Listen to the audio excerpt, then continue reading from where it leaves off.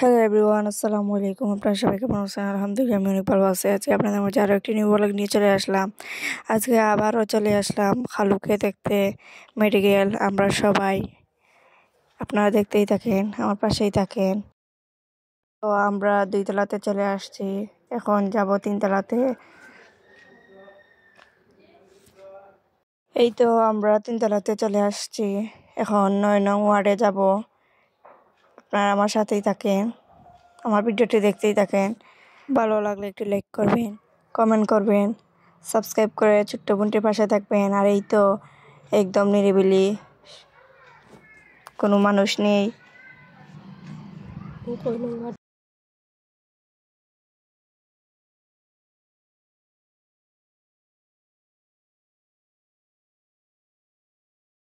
এই তো আমরা 10 নং ওয়ার্ডের চলে আসছি, এখন 9 নং ওয়ার্ডে যাব।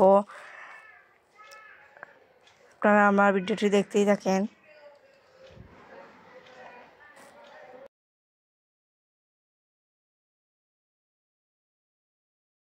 এই তো আমরা 9 নং ওয়ার্ডে চলে আসলাম, এখন ঢুকে পড়ব ভিতরে। এই তো চলে আসলাম ভিতরে। এই তো খালুকে দেখে আমরা বাসার উদ্দেশ্যে রওনা দিয়ে দিলাম।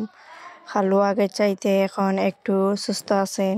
আপনারা সবাই একটু দোয়া করবেন যাতে তাড়াতাড়ি সুস্থ হয়ে যান।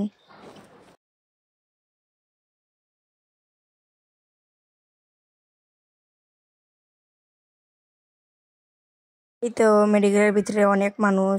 এই তো বাহিরে চলে আসলাম, বাহিরে অনেক গাড়ি ঘোড়া, অ্যাম্বুলেন্স সব কিছু। আর